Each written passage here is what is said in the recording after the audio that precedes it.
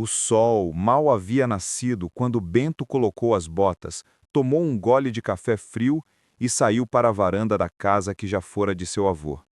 A fazenda São Judas, com suas terras rachadas pela seca e o curral coberto por telhas antigas, parecia menor depois da decisão do juiz. A papelada dizia que a terra agora pertencia à família Fagundes, uma família com quem os reis carregavam rixa há mais de 50 anos. Essa terra não é deles, nunca foi, resmungou Bento, encarando o horizonte enquanto seu cachorro, Tizil, um vira-lata de pelos desgrenhados e olhos atentos, deitava-se aos seus pés. Do outro lado da cerca, os primeiros caminhões da família Fagundes chegaram com tratores e peões. Era como se estivessem tomando posse de algo que sabiam, no fundo, que não lhes pertencia de verdade. A rixa entre as famílias começou com uma disputa por água, mas ao longo das décadas se misturou com acusações de roubo de gado, cercas derrubadas e promessas feitas e não cumpridas. Bento, homem de poucas palavras, não queria confronto, mas também não ia sair calado. Ele entrou no curral, olhando para cada canto como quem se despedia. Passou os dedos pela madeira velha do coxo, respirou o cheiro de barro seco e silagem. Tudo ali tinha história, não história de papel e carimbo, mas de suor e lombo curvado. Vem, Tizil, vamos ver como enterram as raízes de um homem. Naquele dia, algo estranho aconteceu. Enquanto os peões da família rival começavam a descarregar os tratores, Tizil começou a cavar furiosamente perto do curral antigo. Bento estranhou.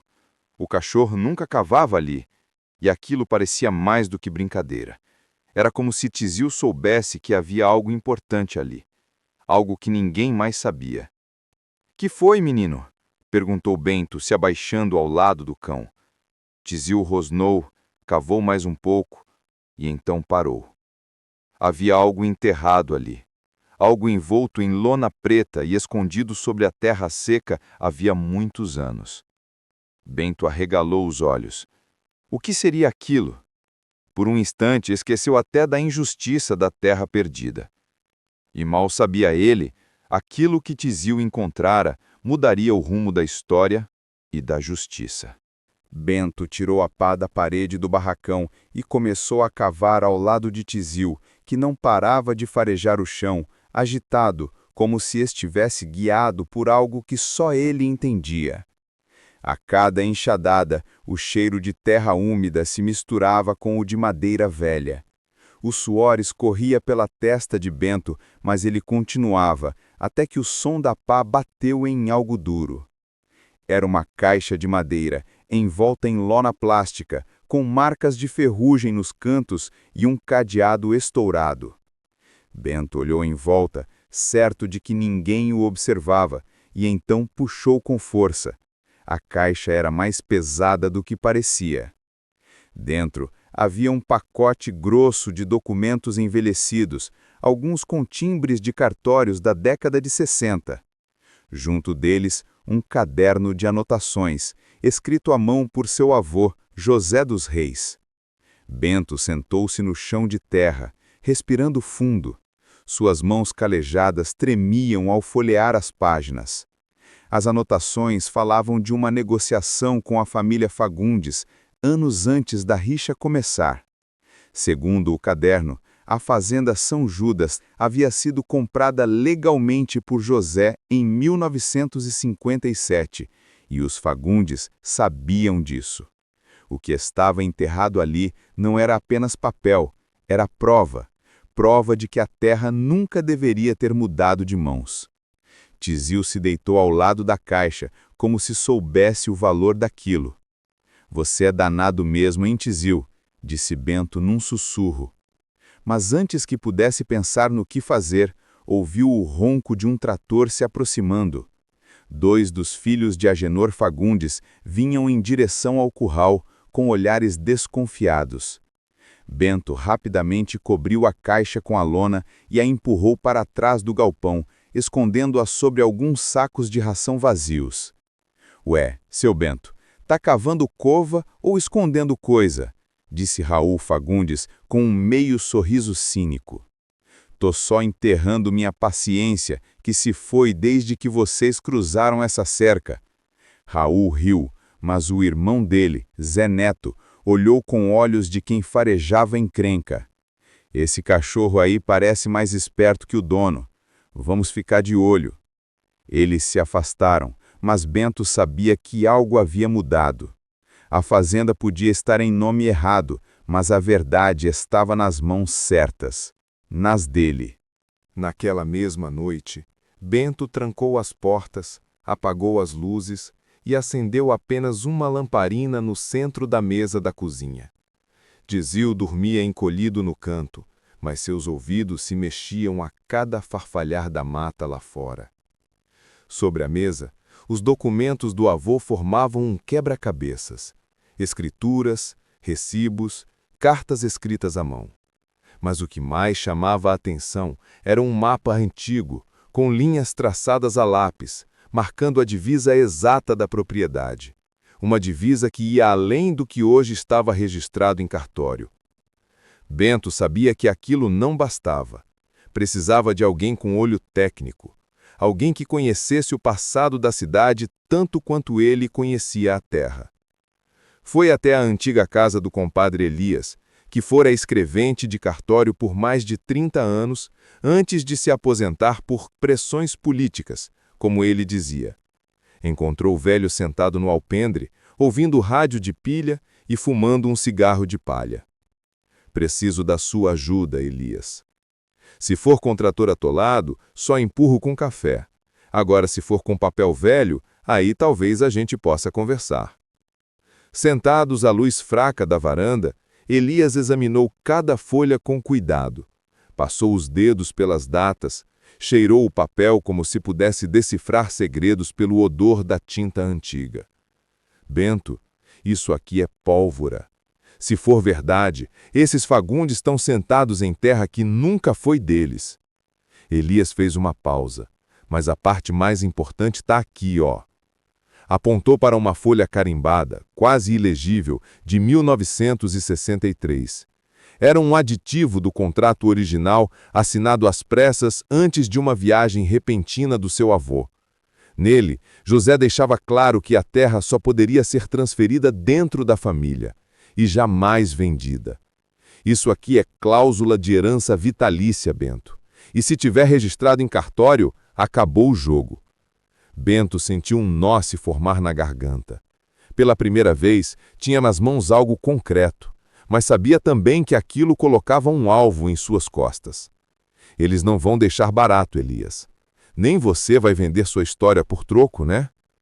Dois homens simples, sentados numa cadeira de madeira, com folhas amareladas nas mãos e um futuro inteiro em risco. Na escuridão, Dizil ergueu a cabeça.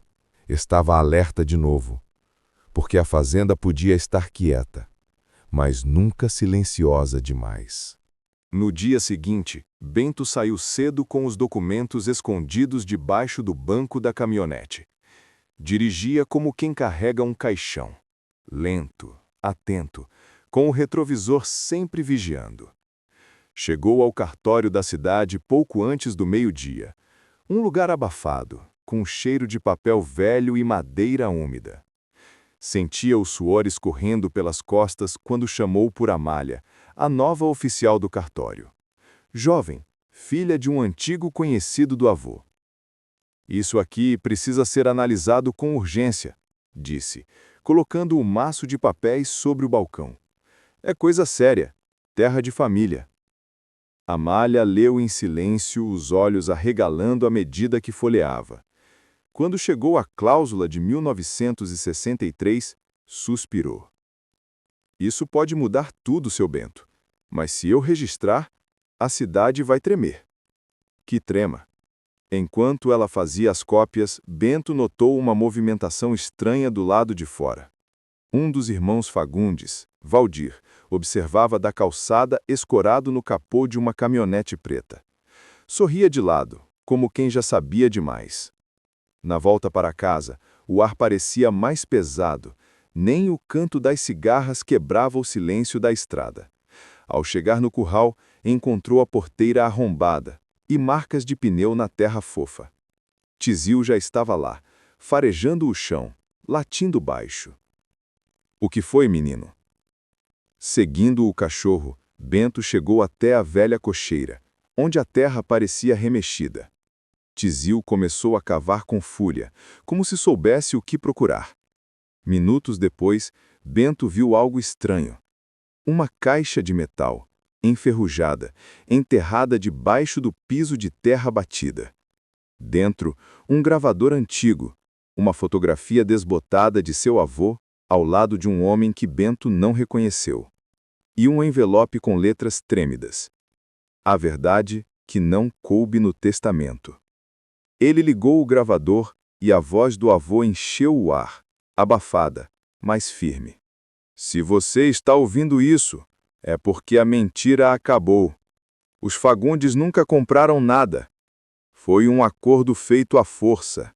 Me ameaçaram, levaram tua tia, tomaram a escritura, mas deixei cópia escondida, no cartório velho da Vila das Pedras. Se quiser provar, vá até lá. Mas cuidado, eles têm gente até no fórum."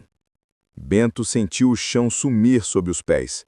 Aquilo era mais do que disputa de terra. Era uma história de roubo, chantagem e medo, escondida por décadas, até que um cachorro de pelos eriçados e olhos atentos escavou a primeira verdade. Tizil olhou para Bento e latiu uma vez. Parecia dizer: "Agora você sabe, e não pode mais voltar atrás." Lucas olhou para o velho cofre enferrujado que encontraram no fundo do barracão. Tiago segurava a chave trêmulo. "Isso aqui pode mudar tudo", disse Lucas. "Ou piorar", Tiago respondeu, olhos fixos na fechadura.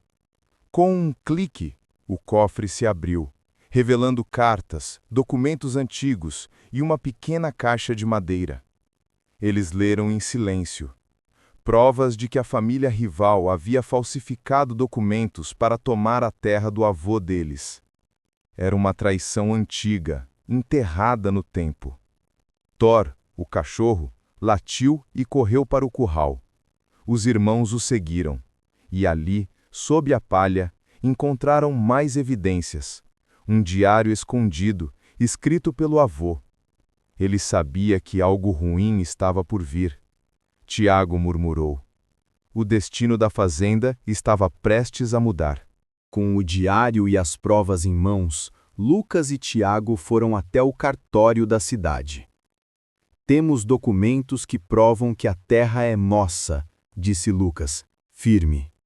O oficial os olhou desconfiado, mas não tinha como negar a verdade. Dias depois, a justiça começou a agir. A família rival foi notificada, e uma longa batalha legal teve início. No fim, a terra voltou para as mãos de quem realmente a merecia. No pôr do sol, os irmãos e Thor estavam no barracão. "Finalmente, paz", disse Tiago olhando para o horizonte. Lucas sorriu.